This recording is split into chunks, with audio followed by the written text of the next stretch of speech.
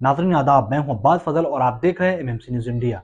आप सबको पता है जिस तरीके से राहुल गांधी ने 2019 में जो बयान दिया था उसको लेकर गुजरात कोर्ट में मुकदमा चल रहा था, जिस पर सुनवाई करते हुए राहुल गांधी को 2 साल की सजा सुनाई गई। उसके बाद से ही सवाल उठने लगे थे कि क्या अब राहुल गांधी की सदस्यता चली जाएगी, और आखिर में हुआ वही कि राहुल गांधी की सदस्यता अब चली गई है। राहुल गांधी की सदस्यता छिन जाने पर कांग्रेस में हड़कंप मचा हुआ है। इसको लेकर कांग्रेस ने एक हंगामी प्रेस कॉन्फ्रेंस बुलाई है। आइए देखते हैं अभिषेक मनु सिंघवी ने प्रेस कॉन्फ्रेंस में क्या कहा। दोस्तों, आज जो मुद्दे आपके समक्ष हैं उनके दो व्यापक आयाम हैं। एक राजनीतिक है, एक कानूनी है। लेकिन राजनीतिक आयाम सबसे महत्वपूर्ण, सबसे व्यापक, सबसे अहम है। पहले मैं उसका जिक्र करूं संक्षेप में।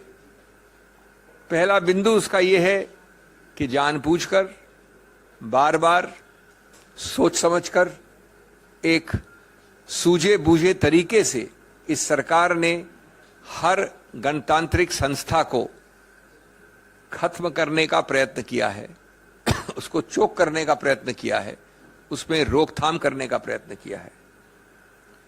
सबसे बड़ी संस्था उनके मायने में जो उनके लिए बाधा है वो है स्वतंत्र, निष्पक्ष, निडर बोलना, बोलचाल, जो हमारे संविधान की एक महत्वाकांक्षा ही नहीं, एक मानव अधिकार है, मूलभूत। इस सरकार ने, इस केस की बात नहीं कर रहा हूं मैं, श्री राहुल गांधी की, सैकड़ों केसेस में 2014 के बाद ऐसे येन केन प्रकारेण कदम उठाए हैं जो हर नागरिक के स्वतंत्र, निडर बोलने के अधिकार क्षेत्र में बाधा डालें, बार बार। और उसके उदाहरण आप जानते हैं।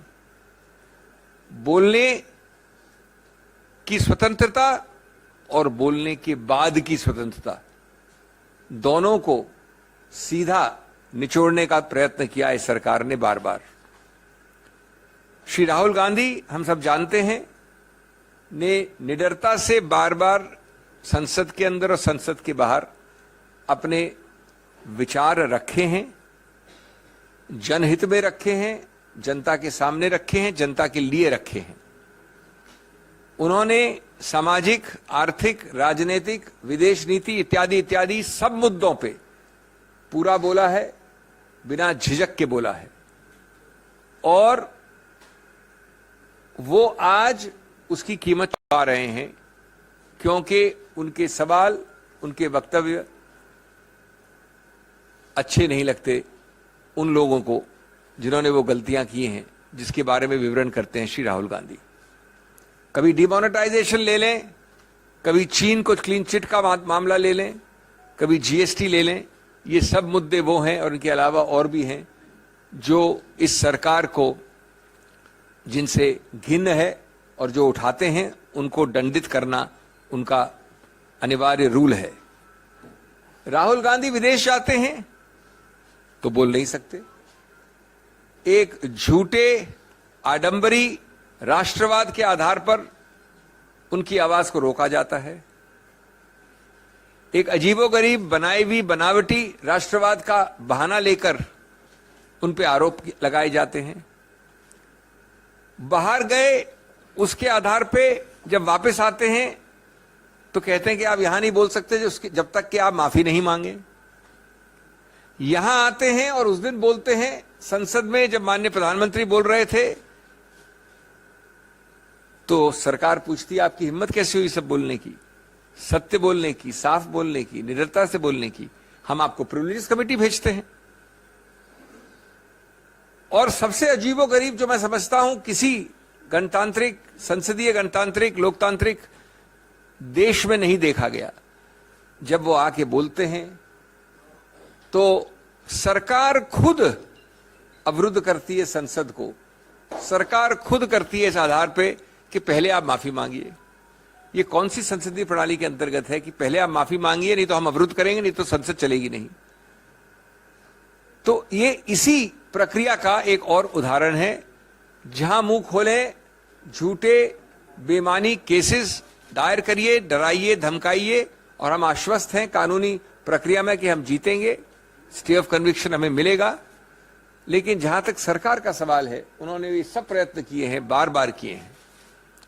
जहां तक कानूनी पक्ष है, मैं बड़े संक्षिप्त रूप में आपको बता दूं, कल बताया था मैंने, थोड़ा उसको और विस्तार से बता दूं, लेकिन संक्षिप्त रूप से, कि जब आप जल्दबाजी करते हैं तो गलतियों के ऊपर गलतियां करते हैं,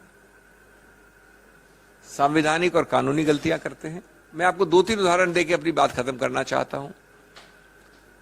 ये मामला, ये वारदात कोलार कर्नाटक में हुई, 2019 में हुई। उसकी कंप्लेंट कहां दर्ज की गई? सूरत, गुजरात में, 1-2 जगह और भी की गई, बिहार में, रांची में। तो जब ऐसा होता है कि वारदात, फौजदारी वारदात कहीं हुई हो अमुक जगह, और फौजदारी वारदात की कंप्लेंट किसी दूसरे प्रदेश में हो, तो कानून विधायिका ने बहुत पहले एक संशोधन द्वारा एक नया प्रावधान बनाया था, कई वर्ष हो गए, जो बाध्य है, जो स्पष्ट है कि जब ऐसा हो तो आपको एक 202 कहते हैं, उसके अंतर्गत एक निरीक्षण परीक्षण करना पड़ेगा, इंक्वायरी करनी पड़ेगी, या तो मैजिस्ट्रेट खुद करे या पुलिस द्वारा करे, कि क्या उस मैजिस्ट्रेट का अधिकार क्षेत्र बनता है। जब तक वो मैजिस्ट्रेट ये शुरुआत में नहीं करता है इंक्वायरी, तब तक वो कंप्लेंट से आगे नहीं बढ़ सकता। रोचक बात यह है कि ये मुद्दा स्पष्ट रूप से इस श्री राहुल गांधी केस में उठाया गया, जजमेंट में लिखा है, लेकिन निर्णित कहीं नहीं है। ये इंक्वायरी कहीं नहीं हुई गुजरात मैजिस्ट्रेट द्वारा, यद्यपि ये मामला आया है कोलार कर्नाटक से। ये एक उदाहरण है कई और अहम मुद्दों का के साथ। एक दूसरा उदाहरण, और आप अपनी कंक्लूजन लगा सकते हैं, जो मैं आपको 3 तारीखें देना चाहता हूं। एक विचित्र बात हुई, जो याचक है, इसमें कंप्लेनेंट है, वो अप्रैल में 2019 में कंप्लेंट फाइल करता है। 2021 जून में श्री राहुल गांधी उस मैजिस्ट्रेट के सामने पेश होते हैं जो सूरत का मैजिस्ट्रेट था, उस पर एक मिस्टर दवे थे। 1 साल तक रुकने के बाद याचक वापस एक अर्जी देता है कि श्री राहुल गांधी वापस पेश हो। जब मार्च 2022 यानी पिछले वर्ष वो दूसरी याचिका बार बार उनको बुलाकर तंग करने की प्रक्रिया पे मैजिस्ट्रेट वो खारिज कर देता है, तो याचक कंप्लेनेंट हाईकोर्ट जाता है और अपनी कंप्लेंट का खुद एक स्टे ले लेता है, अपनी कंप्लेंट का खुद स्टे कि ये आगे नहीं चलेगी। 1 साल तक वो पड़ी हुई है, 11 महीने से उसका कुछ नहीं करता है, सब कुछ ठीक है उसके लिए। अचानक वो वापस जाके फरवरी इस वर्ष फरवरी में, यानी पिछले महीने, हाईकोर्ट को कहता है कि साहब अब काफी एविडेंस आ गई है, अब मैं अपनी खुद का स्टे को वापस लेना चाहता हूं, स्टे को आप निरस्त कर दीजिए, यानी स्टे को स्टे कर दीजिए, स्टे को हटा दीजिए।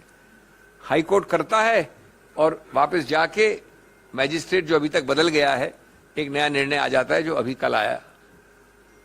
आप अपने आप चित भी अपनी, पट भी अपनी, अपने आप लकीरों के बीच क्या हो रहा है समझ सकते हैं, संज्ञान कर सकते हैं। मैं अंत में ये कहूंगा, श्री राहुल गांधी की आवाज इतना आसान नहीं है दबाना, कांग्रेस की आवाज इतना आसान नहीं है दबाना। आप देख रहे हैं कल से आज और आगे चलेगा एक अभियान, एक विरोध, चाहे वो डिस्ट्रिक्ट पे हो, ब्लॉक पे हो, प्रदेश पे हो, और चाहे वो संसद और संसद के बाहर हो। ये आवाज रुक नहीं सकती है। जो तथ्य मैंने आपको बोले हैं ये बिल्कुल उजागर किए जाएंगे, लेकिन पूरा विश्वास आश्वासन है कि ऐसी चीज जो कानून में गलत है, हम आश्वस्त हैं कि उसका सही रूप से अवलोकन किया जाएगा बड़ी अपील वाली अदालतों द्वारा, और हमें कन्विक्शन का स्टे जल्द से जल्द मिलेगा।